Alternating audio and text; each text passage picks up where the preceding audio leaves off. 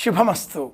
శ్రీరామ జయం. దీప త్వం బ్రహ్మరూపోసి జ్యోతిషాం పతిర్వ్యయ దీపేన సాధ్యతే సర్వం దీపరాజ నమోస్తుతే. ప్రాచీనులు ప్రతిరోజు దీపారాధన చేయాలి అన్నారు.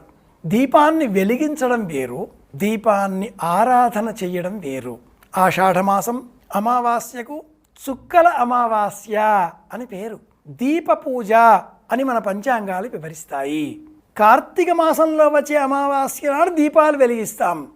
ఆశ్వీజ అమావాస్య నాడు దీపావళి అన్న పేరిట దీపాల వరుసలలోనే దీపాలు వెలిగిస్తాం. అలాంటప్పుడు ఆషాఢ మాసంలో అమావాస్య నాడు దీపానికి ఉన్న సంబంధం ఏమిటి? ప్రాచీనులు ఇక నుంచి పగటి కాలం తక్కువైపోతుంది కనుక ఆకాశంలో సహజ